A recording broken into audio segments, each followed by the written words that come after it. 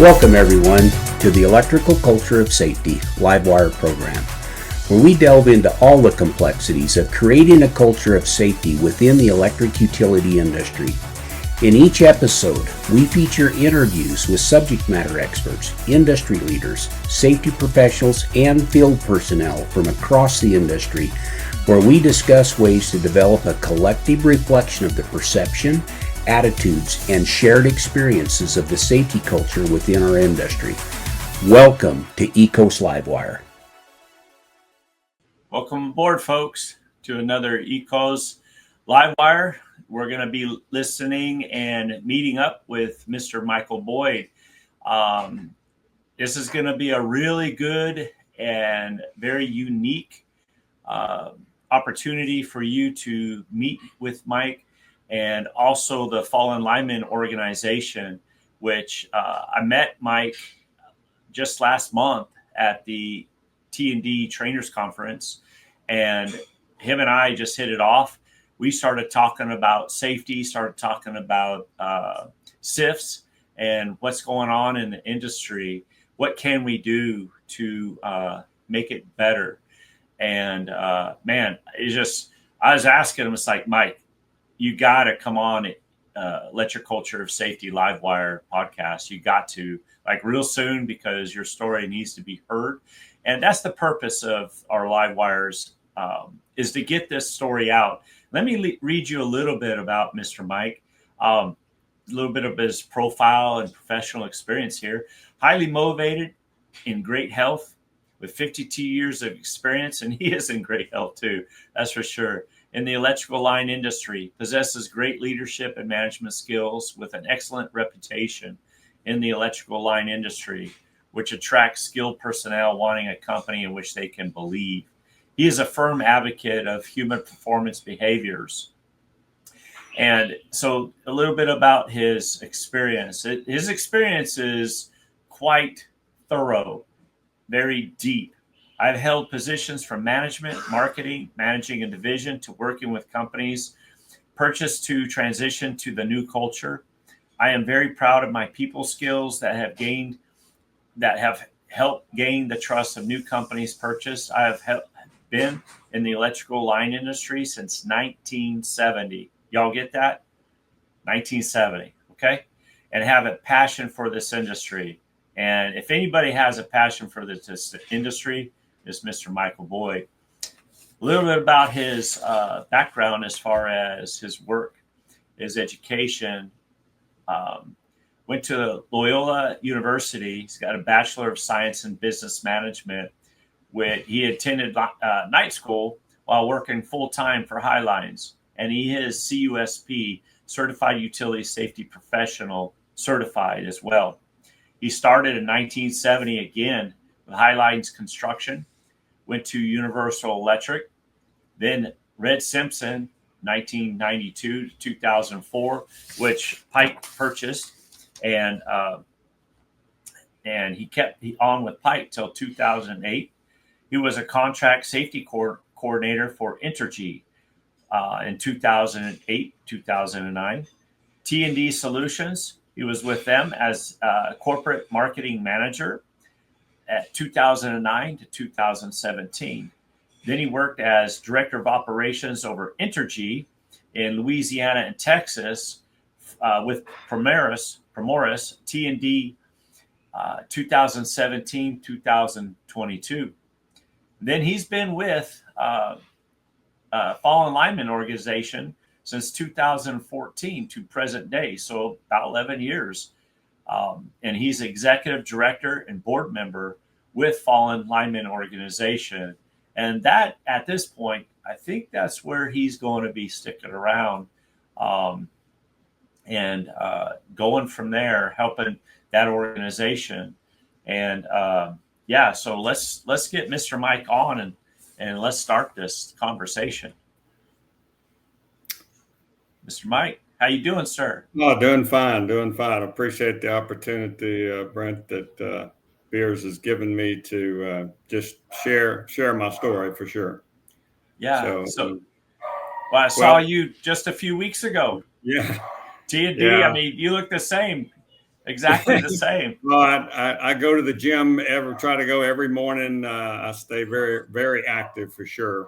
Nice. And I just recently officially retired. I was working for Mostech Utilities for a couple of years, and so I'm officially, I guess you say, retired or going. I'm back at the Fallen Linemen full time for Full sure. time. Um, So you been started going to a part few time. rodeos.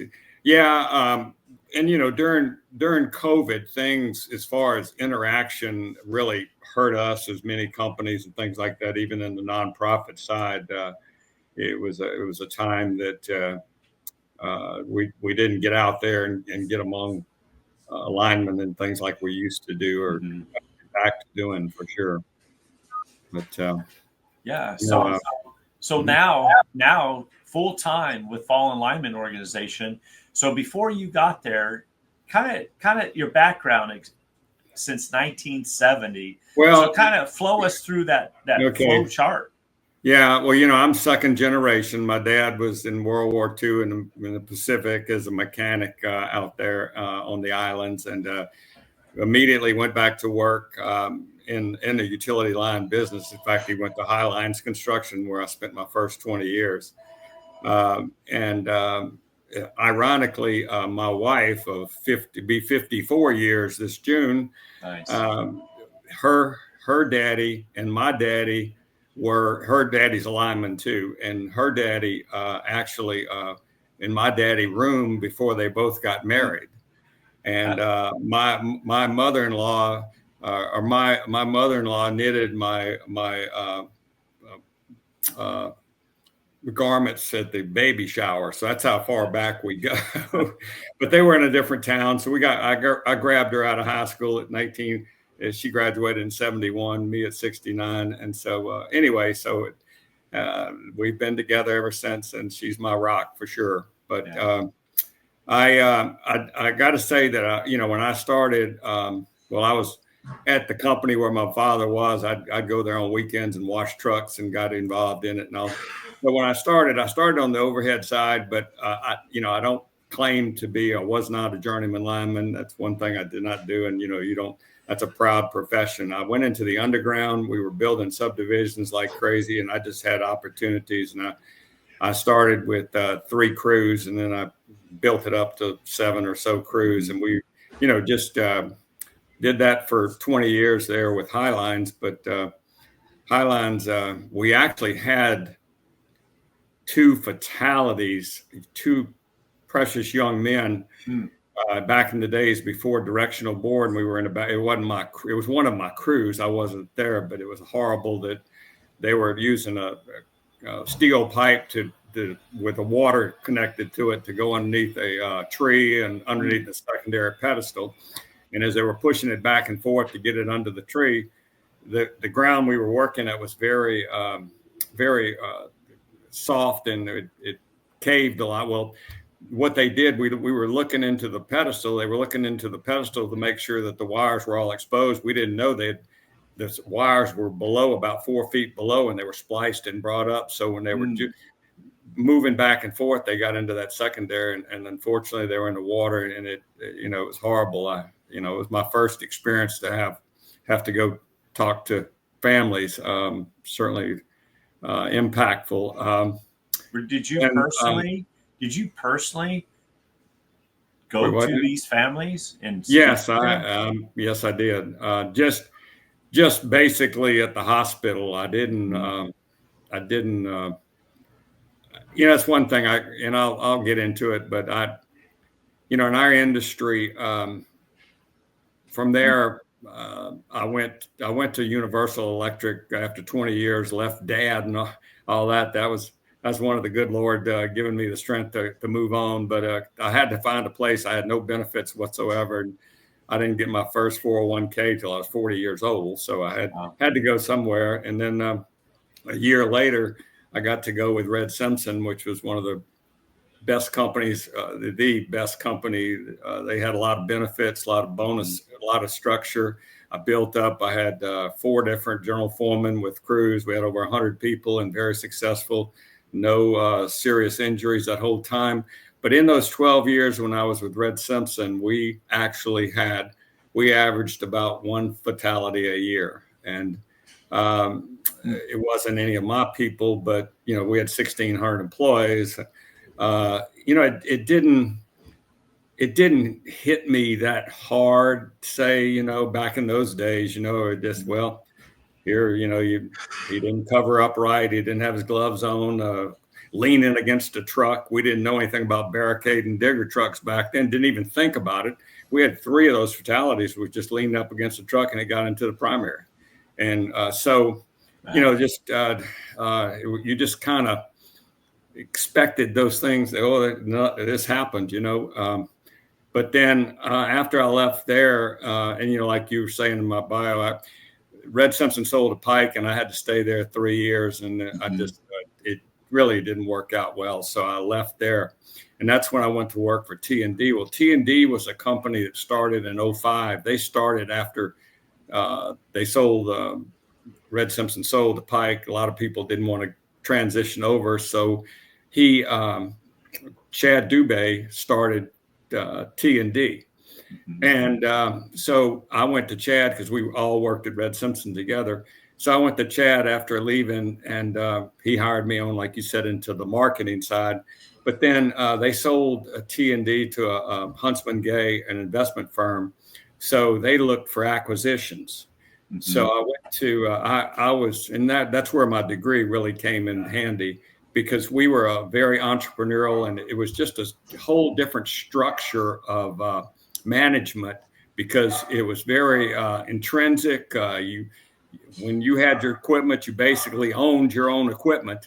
And so you were responsible, and it made managers out of foremen. They P&L, they got to see all their costs. They saw what they made. It wasn't somebody telling them. It was a very good system. So anyway, T&D actually incorporated that. And so Chad, in 2013, Chad experienced their first fatality. They'd never had a fatality since they started in 2005. And what it was transmission. They had a low boy crossing a railroad track in Beaumont, Texas. And a rogue train came by, and engine hit it and slammed into it and threw it on top of a lineman and killed the lineman right there. So that was when. So at the time, I went from Kinston, North Carolina. They had bought a company in Kentucky, so I was up there for about a year and a half, and then I had an opportunity from a good friend, and he was my boss at Red Simpson. He offered me a job with Chain Electric to come back home and take over safety. And so, I sent Chad an email, because I was, up there in Kentucky, been away from home for about 4 years on this transition and stuff. And so I was driving home, I sent him a letter, so I appreciate everything you've done, but I've got an opportunity to go home. And Chad has got the heart of gold, and he called me up and he said, "Mike, I understand that you want to get home, and I think that's really good. I don't have any hard feelings. I understand you've done us a good job, and I really appreciate what you've done." And then as we're talking, he says, "Mike, I'm starting a 501c3. He says, we have, we don't have any way to memorialize people in our industry. There's not any national way to memorialize people. And I think I want to start a Fallen Linemen Organization." And he says, "Mike, you'd be the perfect guy to take that over." And I got thinking, and I prayed on it, and the good Lord sent me that direction. If I would have taken the job as safety director for the other company, they had a fatality really in New Orleans about 2 weeks after I would have been there. And I could have certainly been the guinea pig for that disaster, because it was not a pretty thing. So anyway, the Lord took me that direction, and I went forward with it. And Chad actually had me paid me as a division manager, and he spent $250,000 of his own money. We were able to buy the bronze statue that we have and we bought a duplicate one to carry around, and I bought a trailer that I carry around to rodeos or any kind of events, safety. And he bought us a truck. So he did all that. We had that $250,000, and it gave us money to help families. And it took us a bit to get started, but I know when one of the places I went was up into Pittsburgh. I think it was New Bethlehem, Pittsburgh, and I actually met Crystal Over, who lost her husband working for a co-op up that way, and it was about 9 months after his fatality. But in all the litigation we go through in today's time, you don't find out, even if you're working for a company and have a fatality, you don't ever hear the real details on it because of the lawyers and all the litigation. So anyway, when I went up there and I met with her, and she's got 2 lovely daughters. They had like 65 acres, beautiful place on a hillside. And Mike, her husband, was when he'd get off, he had tractors and like the farm and things like that. He was had a double big warehouse that he kept his tractors and everything in. And 9 months later, I walked in there, went up there and met her, and she felt comfortable with me and understood what we were doing and everything. And I walked into that, and there was the car that he was working on the brakes was still in there with the wheels up, with the tools that he was working on. He left that Friday night to go to work. That was still sitting there. That's that. Sorry. Man, that was when I really got the impact of what it does to families. It really hit hard. And then her and I are still friends. She's going to come down to our ranch here where we're putting a memorial in. So she's still heavily involved with us. Know about her daughters, what they're doing, and we follow up and things like that. So then I went to Ohio, and I met Lindsay Gilliam. That she had lost her husband, and he was coming home on a Friday, and the front tire blew out on his digger truck, slammed into a culvert and a transformer that was tied down, but the impact was so bad it hit him in the back of the head and killed him.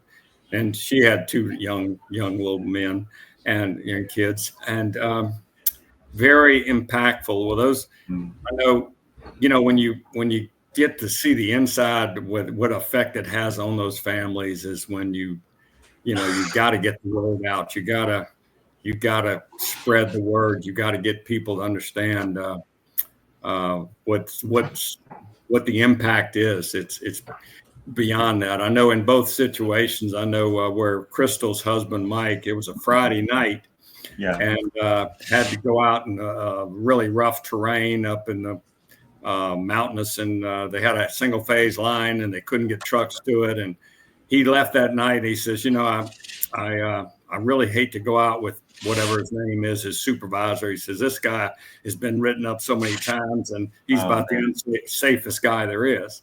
And so that was the last time she saw him. And he ended up, the co-op ended up letting him go and all that. But you look back and you look at root causes. Now, in defense of Mike, he shouldn't, when the guy told him to climb that pole, because that single phase, that line's dead. It's going through the woods and it's dead. Go on and climb it. Let's tie that back in. Well, Mike climbed it, tied it back in, and actually it was still hot and didn't make it down. But so there's personal responsibility. You can't just blame it on somebody. But at the same time, the co-op shouldn't have had him on the property. Something should have happened there. Just like the story with Nick and Lindsay in Ohio, that the truck slammed into the culvert. He had been complaining about the front tires were completely worn to the co-op manager and says, man, this truck's dangerous to drive because it's these truck. And the co-op manager told him, he said, look, I'm going to get you another truck here in a couple months. You just keep driving it. Now, personal responsibility, he probably should have said, hell no, I couldn't, but he kept driving it. And unfortunately, this happened. They were going on, this was like a Friday evening. They were going on vacation, and it happened about a mile from their house. You could, so it just, when you get to know the families and get to know what it's about. And, the other thing is I know situations where people that on those crews, and that's what I try to promote the most is, if you see something, if I go out on a crew and see something, I'm asking the guy next to me, he said, why didn't you say something? You're going to allow him to do that. You got to get them that self-correcting. You need that crew to feel responsible. I try to get them to say, hey, y'all need to show each other family pictures, because you're the one that's got to go tell some that mother and kids that their daddy ain't coming home if you witness something at that. And that's right. I think we all know too, there's a lot of people have to live with it, that witness something, and that's a traumatic thing too. So it's just, and I tell you, I had Crystal and Lindsay and a few other ladies get up in front of lineman groups and tell the story, and there wouldn't be a dry eye in that place. And I know we've all been to meetings where somebody lost arms and legs and things like that. And that's very impactful to see that person. But when you get to hear the families up there talking about when their lineman left that night and never came back, it's powerful. So that's what we're doing. And that's why we are growing this industry, this organization. And we started in, this is very recent. Chad Dubé and his dad, Mick Dubé, who started Line Tech, a big company, and they purchased. We teamed up with another 501c3, the International Linemen Museum, and the International Linemen Museum is a 501c3, and it's Andy Price who owns American Safety. It was up in Shelby, North Carolina. If you ever went to his place upstairs, it was a fabulous museum. He's been collecting things for the last 20 years. And but he even has the, if you ever saw the movie The Lone Ranger, he's got the belt and hooks that they used in the movie from in there. He's got just fabulous, going back to the 1890s, old trucks and all of them. It's really fabulous. So, and also we ask anybody, because there's so many museums, IOUs, and different places have their own little museum. So it's not going to be selective to what we have there or what Andy has with the International Lineman Museum. We welcome anyone that wants to consolidate, because we want everybody to witness this. And Mick and his dad, for over $2 million, purchased the old Parkwat Farmall Museum in Leesburg, Florida, which is about an hour north of Orlando. And beautiful property, 21 acres, and huge building where the restored tractors were is going to be the museum. Then I have a separate building, about 1,200 square feet, that we're gonna do put the memorial in, and we're gonna have the same concept in our building, but on the human side, what it was like for the lineman back in 1890, and up progressing to the future. Is going to be a museum basically based on the human side. So that's where we're going. We've got the property. The board members are getting together and coming up with sponsorships. Obviously, we have the property, but still, the building where the tractors were is not air conditioned. It's about 80 feet by 1,000 feet. So, and my building is just a square building, nothing. So it's going to take a lot of resources, and we're we are going to have a sponsorship type thing going into our industry, and we want everybody involved in this. So that's going to be coming out pretty soon here. That we'll be reaching out to not only the investor owns, but to anyone that's working in this industry, really, to see if they want to help and be part of this. But obviously, too, my contributions to the Fallen Linemen, that goes directly to families. We're helping a young man right now that lost both of his arms. Well, he's at his hands right now. He's lost both of his hands, and hopefully it doesn't keep creeping up on him. But a young man, family, and I got my daughter that works with me. She's the assistant director, and what she does is takes financial statement, and the money fatalities are terrible, but the ones that the life altering is really tough financially because I remember I had one in that lost both his legs and arms in Jackson, Mississippi, and I live in Louisiana, and I went right after it happened, and I met his wife in the hospital, and he's in, he's feeling, emotionally, it's really tough.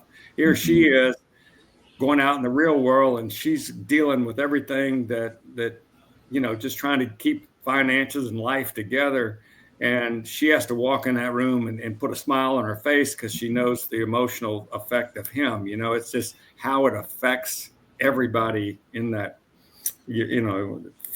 family, friends, and all. So, it's just the biggest thing we can do as an industry is to get everybody involved as far as the safety side of this thing, that you feel personally responsible. You hear the old brother's keeper, and it's a true thing. If you see a guy jumping off your truck instead of using the 3-point system, and about the 100th time, as Mac Turner says, the luck bucket runs out and he breaks his ankle, and you say, well, it was the first time. Yeah, right. So, when you witness anything out there that you make it acceptable, if a bad behavior becomes acceptable when you don't say anything, didn't have his gloves on when he's handling material, you didn't test your gloves before you went up into the bucket truck, all the things that it takes. It's a dangerous industry, but it's got mitigations. We have everything out there that we can do to prevent every one of these accidents. That's right. So, that's but right. that's about it, Brent. I don't know. Well, let's talk about this, Mike. So we have these incidences that you've been involved with personally with these people, and it's so frustrating and just painful to the heart and the mind, the trauma that these families have to go through, and we must be reminded of these things at all times and not take these shortcuts. And you gave it an example of not testing prior to working on that line. We assume something's de-energized, but we always got to test. We always need a test. And still today, you hear about these incidences where they were told it's de-energized by a higher up, or they assume it's energized by what they're thinking, the circumstances around maybe a new territory. And in another instance, the tire, the tires are bad. It's like that fault. If the tire's bad, it's faulty equipment. That thing's got to be tagged. That thing's got to be brought out of service. There's no question, but we need to come together. The groundman, if he's working with a foreman that's allowing these work practices to go forward, I tell you, the groundman or the beginning apprentice, these folks need to be empowered with the ability to say, hey, no, that wheel's no good. That's going to be fixed. The guy that I'm working with, he's dangerous. He's a hazard. because he doesn't pay attention to safety. He doesn't care. He's always making shortcuts. I don't want to work with this guy. Yeah. So how can we fix that? Well, the truck could have been serviced easily. The foreman of the other instance with Crystal, the foreman could have been re-educated, retrained, and just say, hey, we don't work like that. We're a team. And we don't allow these things to happen. And it stops here. Right now, it stops here. But everybody needs to be empowered, no matter position, no matter title. Everybody needs to be empowered as a team. Everybody's the same. Everybody's the same level. And we have to respect how others are feeling. If somebody says, hey, I don't want to work with this guy. Okay, wait. Why? How can we fix this? Your reason why? How can we fix it? Let's talk to the guy. Let's work on things. If the truck or some equipment is bad, maybe you've got a lanyard that you're working out of a bucket with, and that lanyard it's frayed somewhat, or some of the ropes you're using to tie off and to move things around with, if those things are frayed, we've got to have that empowerment to, like you were saying, Mike, to speak up. And everybody, okay, wait, we've got to stop. Someone's concerned. And if someone's concerned, that's a prediction of an unwanted event. And like you said, these unwanted events, you're telling us these family members didn't want this to happen. They're unwanted. And we've got to be able to respect our thoughts and that feeling inside, our gut feeling. We've got to respect that and say, hey, we've got to fix this. Hey, we've got to talk to this person. Hey, we've got to change what we're thinking here right now. We got to stop. So, but what you're saying is, let's all get on board the Fallen Linemen Organization. We need to all get on board, because I think that's part of the link that we need as far as, how do these families feel? Do we really know? Well, look across the room at that guy you're about to get in that truck with. Yeah. Do you really want him or her not to go home that day? Are we talking about that? Are we thinking about that? Or we just think, oh, we're going to change out this broke pole. Everything's going to be good. And then somebody runs the cones, the traffic runs through the cones and hits somebody inside of the truck. Was that in the tailboard? No. I mean, what's the worst case scenario? I know, it takes, you got to have committed management, committed safety out there that they feel comfortable to speak up like you're saying. I know, I think back when I was at the Red Simpson and we had the 12 fatalities over that time. Our Gary Arthur was our safety manager, and he talked in a monotone, and we had a Red Simpson University. And on Saturday, we had to go, and I had to go spend the day with Gary and a bunch of our guys. And we had to go there, and I had to go listen to him to have the university go through this. So I get there, and I'm dreading this all day, So I get there that morning, and he's got all 12 of those names up on that board. And when you get down to the root cause of it, it was, we were making good money. Let's keep going. And, it just, so that was very impactful to me. When you look down to it. So it's a matter of that, like you say, that new guy that comes on board, he's got to feel like, whether it's that general foreman that's over these crews that take him on the side, how's things going? I know you're new on this crew, how, they have to feel comfortable that management, and they're there for them, and you walk the talk, you're out there with all your PPE on. If you see something, you say something, because if you go out there and don't say something yourself, then the guy said, well, hell, he saw him jump off that truck and didn't say anything to him. Why should I say something? So it takes, I used to love, we do the good catches. Many companies have good catch programs. One of the things I would highlight was when I had a good catch and it was somebody on that crew that stopped a person picking up material that didn't have his leather gloves on, and he stopped him and he put that in a good catch. I would highlight that up top because that's self-correcting. That's, hey, I don't want to go home. I don't want to see you go home. I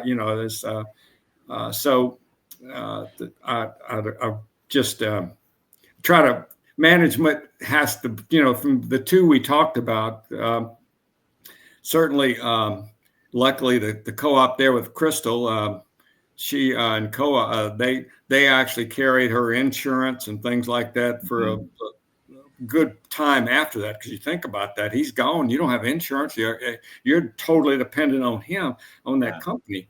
So they realized that on their part, they turned their head because this guy, he'd get the work done. We had to write him up a few times. And so, it just,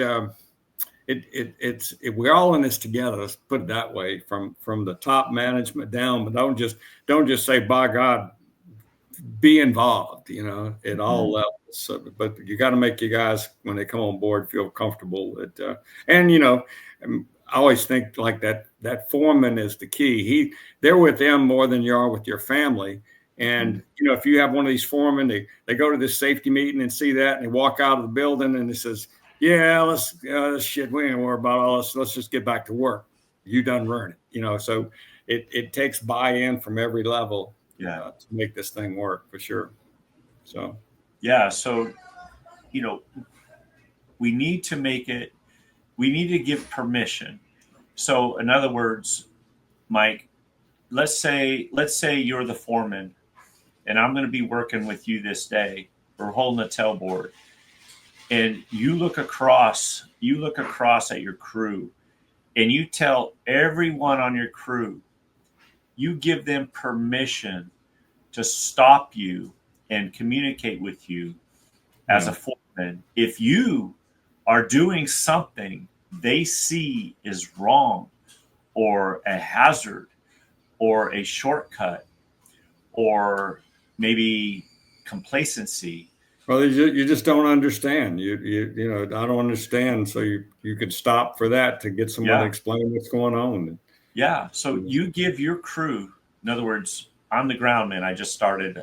I'm going to go into apprenticeship here at this company. I started working here with you as my foreman at your company. Now it's my company as well.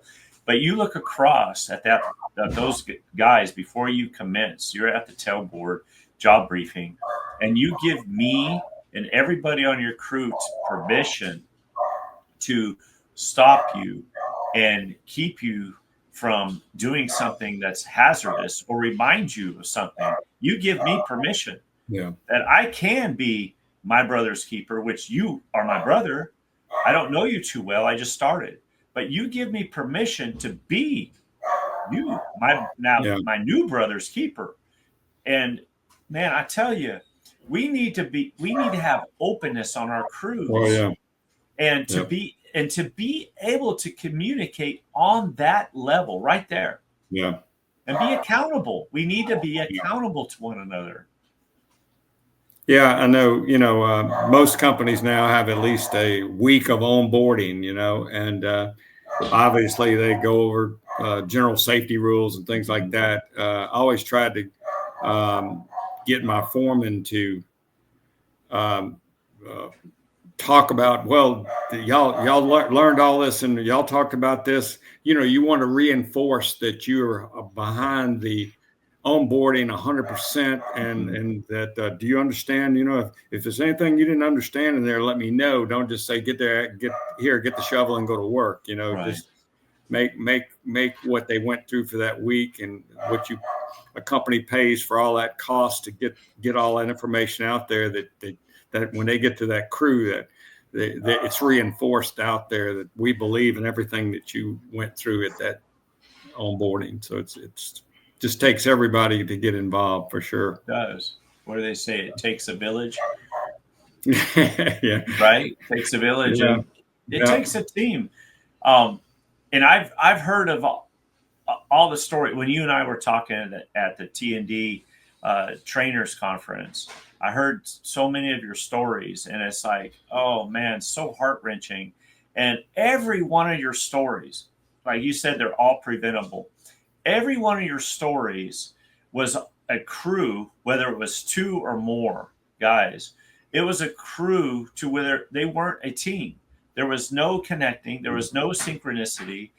There was no unity as a team, following all the rules and doing all the steps and the best work practices at all. I mean, with a mechanic says, or the fleet manager says, oh, just go ahead and take that truck out. You'll be fine. We'll take care of it in a couple months. I mean, there was no engagement as far as a team. And as far as I'm concerned, the lineman that passed, maybe he came home that night instead of the tragedy that did take place. But what about the next day? You see? Right. And the thing is, we've got to, he might have came home let's say he came home that night. But the tragedy is, here's the tragedy, was that they weren't a team. And so even though the incident did not take place the night it did take place, all right, this is all speculation and just storytelling, but they were unsuccessful. In other words, the lineman came home. He went home to his wife. He went home to his children. But that day was not successful. It was a failure. Even though nobody got hurt, it was still a failure. How do we gauge? How do we measure something? The work order got done, all right? But it was still a failure. How are we going to gauge? How are we going to measure all that, Mike? Well, I know one thing, and I know this more after the fact, but a true root cause analysis, on just an incident, like you say, what if the tire blew and he didn't get killed? Then you got to get down to what. Let's go back to the manager that allowed him to do that. Let's get down to what that root cause analysis is. We had a company I was working for. I won't mention it, pretty recent, but they had a young man underground. He was relocating some transformer. It was just a dead end, and it's dead. He cut it, and it was energized. Flash, put him in the hospital. He's going to be all right, but he was in the hospital in the burn unit for a few weeks. But the thing is, I look at, he had a crew there. Why did those other boys why would they allow him? They wasn't green guys. These guys worked together. Why did they allow him, without testing, to cut that primary cable on underground, which you can't see? Mm-hmm. You can't trace it down. Why did they allow them? We don't, I didn't find that in many of these situations, we don't get down to the general foreman that works this crew, that's over this crew. You see all these situations that happen.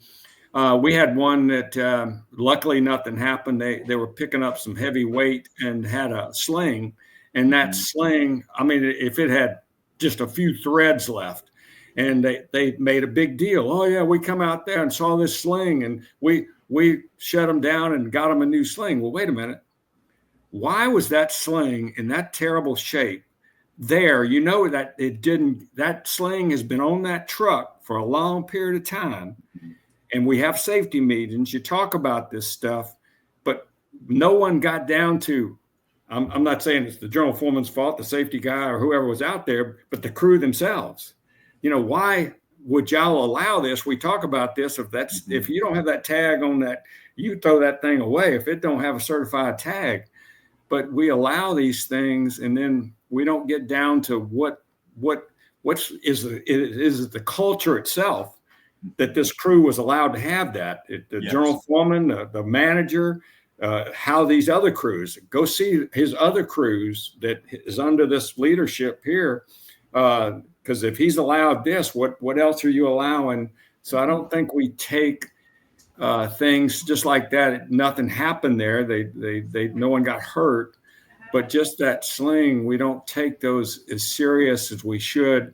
You know, like you said about SIF, a SIF is just, it could have happened, but now you got to treat it like it was that if it happened, whether it was a fatality or lost his leg or electrical or whatever it is, you have to take that and find out what's the culture between that manager that has these crews. How are the rest of them? Do they really believe into what we're trying to do? So that's just one thing I kind of look at, that I don't think we get into the root causes like we really should when these things happen. That's right. Yeah. Most of the root causes that I have seen and read, most of them basically go to the incident itself. Linemen made contact. For instance, you were bringing up Crystal's husband. The lineman made contact, electrocuted. That's the root cause. And that's not the root cause. That's what happened, but that's not what led up to what they say is the root cause. That's the true root cause. And to me, it's like a cover-up. Honestly, to me, it's like a cover-up.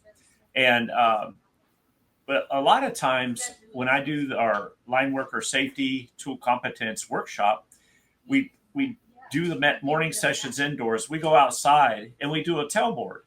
And Mike, I watch these folks do tailboards, and I'm listening to them do tailboards, and I have to stop them because all they're doing is checking boxes.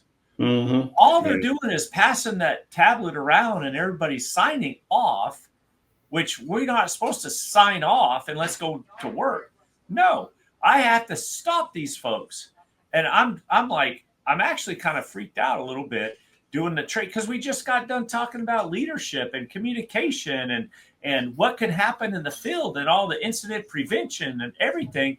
And yet they're doing the same tailboard right after lunch after the training. And it's like, wait, hold on. And then I actually will start speaking because they're not. And it's like, do any of you all have any concerns? Is the bucket truck, do you like where the bucket truck is placed here at this substation? Do you like how the grounds are laying on the ground? Is that sufficient? Are we good? If we reposition and we're going to do another task, we've got to stop and have a line team huddle. And we're going to talk about that next step because it's new from what the first step we're doing here. And we're not doing that. We finish one step and we just go to the next without talking about things. Right. Is there any new concerns? We're doing a new thing. So if we're doing a new thing, maybe somebody in our line team will have a new concern that is different than what the first task. Yeah, I know a lot of companies. I know Entergy started the energy wheel, where if you look at all the from gravity to force and all the different energy aspects of it, it's improved mitigations on tailboards. They said 30-40%, whatever it is. But oh yeah, there you go. Yeah, so it's big. But like you say, I work for a guy I loved. He was big on the one potential at a time down in Florida, and he would come out on our crews, and all he wanted to see, we'd have our tailboards, and it'd be by the month, and he would look at the post job review, and you better have something on there because you didn't find everything to start with. And like you say, well, we did have to move that transformer. Hey, we didn't rock that on there. Hey, school got out and we didn't realize that we were going to have kids in this area. Whatever the post job, then that helps you the next day when you do another one. So he was big on the post job reviews. Yeah. Awesome. But the thing is, what I try to do too, like you're saying, is you go out on a crew and you get that youngest man on that crew to read that briefing to you, see if he understands. Now he don't have to, know the complexity of it, but right. He understands everybody's role. So we try to do that. I would tell them, say, look, you sign your name on there. This is a legal document. If somebody gets hurt that OSHA is involved in this, that document with your signature is going to OSHA. So just remember, when you sign off and says, this is what we're going to do and this is how we're going to do it, just remember what you're signing. So I try to bring in the legality of it too, so. Yeah, no, it's important that we understand how impactful these things are, these documents, and us agreeing to these documents. I liken the job brief, the signature on that job brief, I liken that to an oath. You made a covenant with your fellow team members.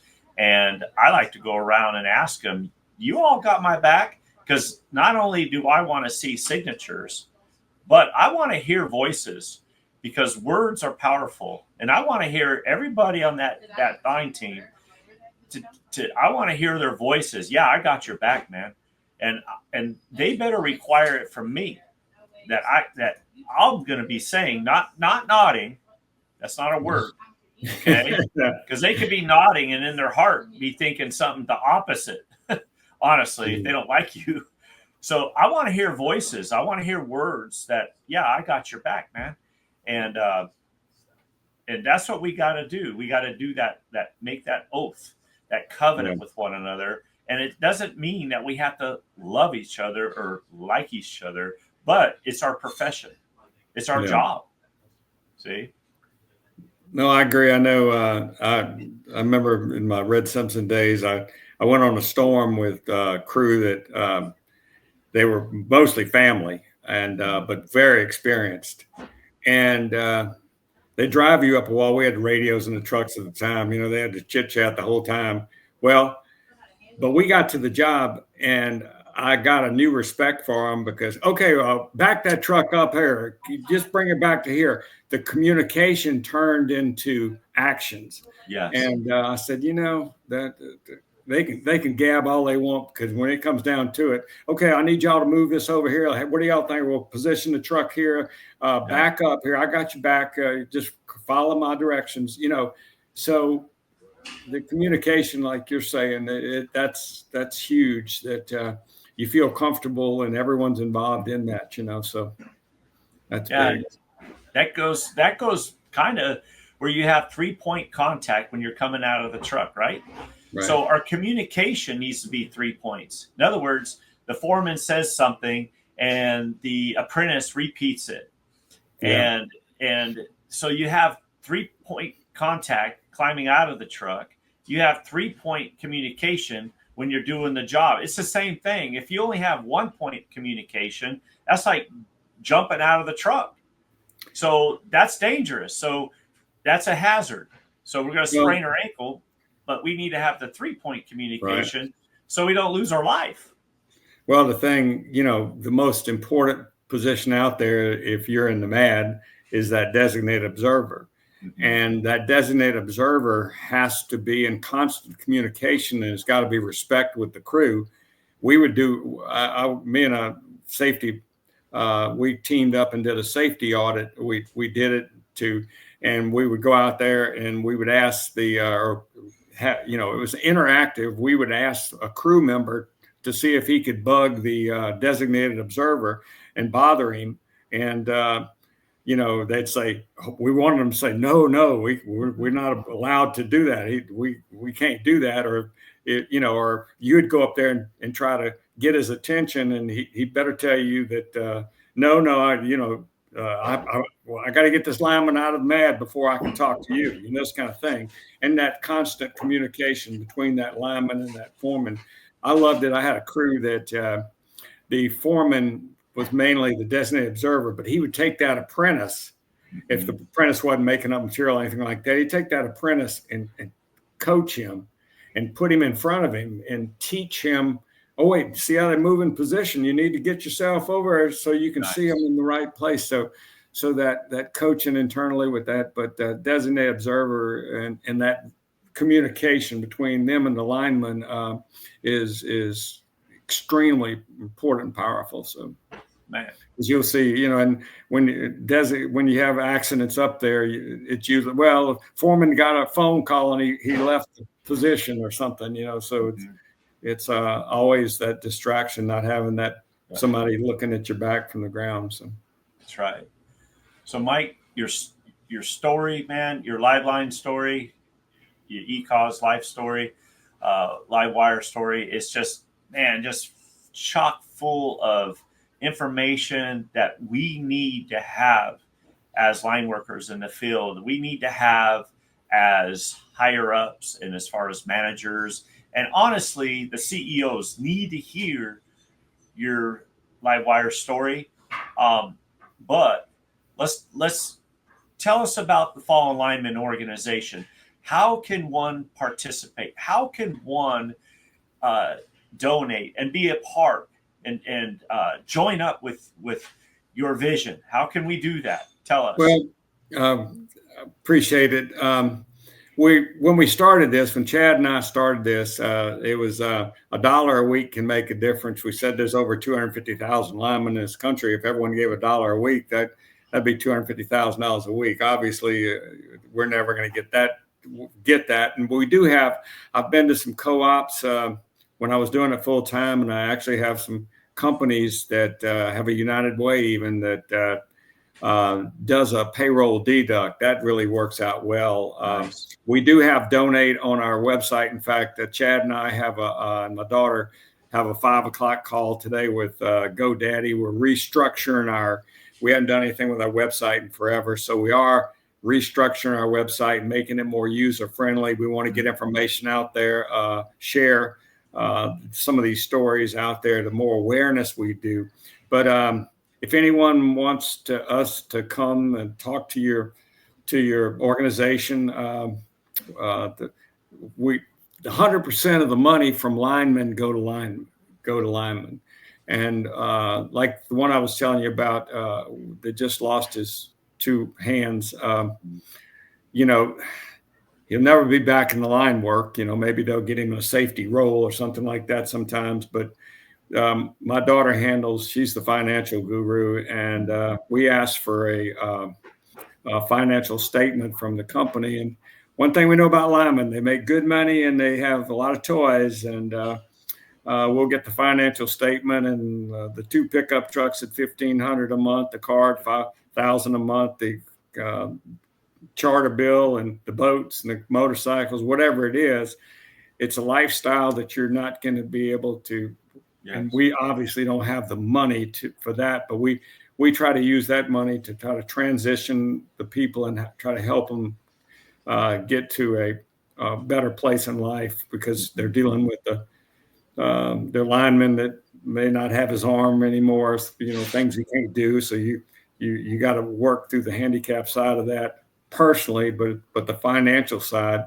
So that's where most of our money goes to there. As far as companies, I know Youngstown Glove has always been good to us. They would, if they had a deal that every time they sold a pair of gloves in our industry, they would give us a financial, something based on the amount, So we always look to the sponsorships to help us bring the cause around. Plus, that money too goes to families too. But those are the two things. But if anyone out there, wants us to come talk with them, see what we're doing, and obviously with the Lineman Ranch that we got down there, we're going to make this national. It's going to take us a while to get it together, but the state of Florida has been very cooperative. Once we get it up, they're going to put us on the tourism map of Florida, so that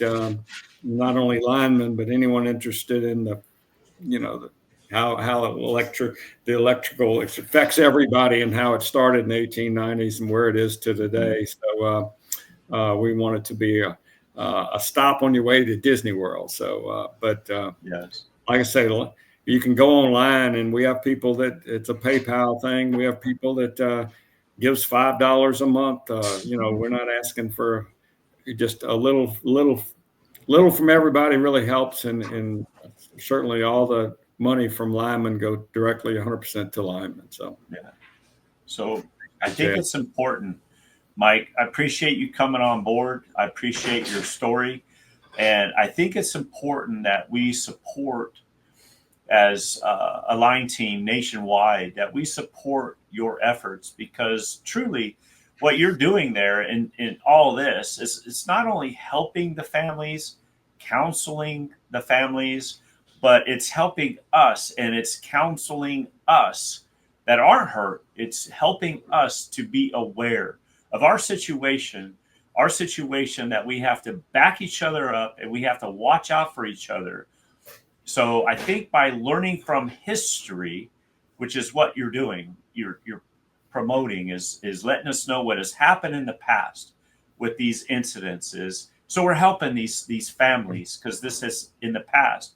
But what about today? Man, what can we do today to where we come together, we help your organization so that these incidences that have happened in the past won't happen in the future? Well, like I say, we're getting our website upgraded. We want it. Awareness is huge. We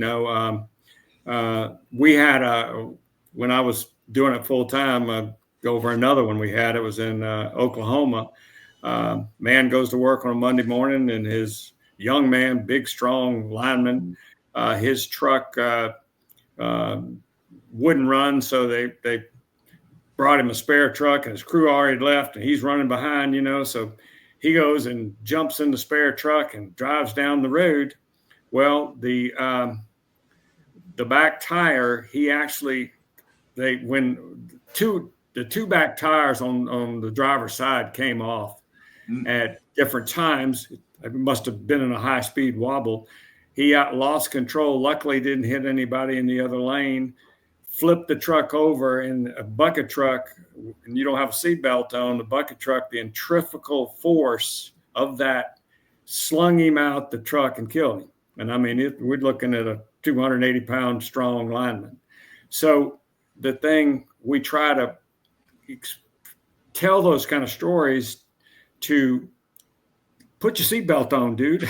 Yeah. That bucket truck, is a slingshot. So I think the more we can do the awareness, we're just trying to get the awareness out there and get everybody to help us get that message out, but also help us with these families. And we hope we don't have to use the money for families anymore. The more we can save. When we started the first year in 2013, we were 41. In 2014, we were 40. But unfortunately, it was 24 last year that we recorded. But anybody that out there that we also ask that, because we talked about this at the T&D training, we don't hear about everything. We have a lot of volunteer. If you're a lineman wife or anyone involved in this industry, we have lineman wives that they have the Facebook and things like that. They work together and try to share information about accidents that happen, so we can reach out to the people, because we don't know about all of them, So that's one thing. Is if you want to be a volunteer there on the lineman wife, or it don't have to be a wife, it can be anybody that wants to help us there. We'll have an organization. We're getting that back together on linemen. Just to help us in this industry. And I know we talked at the training about trying to get together and share our information internally, what we're hearing out there, so that we're all on. We got the big picture. So,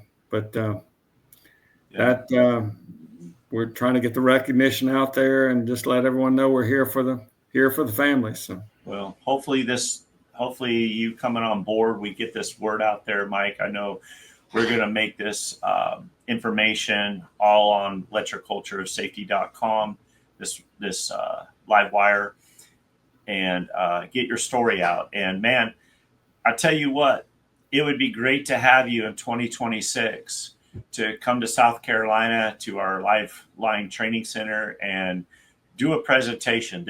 What you shared today, it is a presentation that needs to get out to the folks. So it'd be great to have you next year to. I'll put it on my calendar. All right, that'd be great.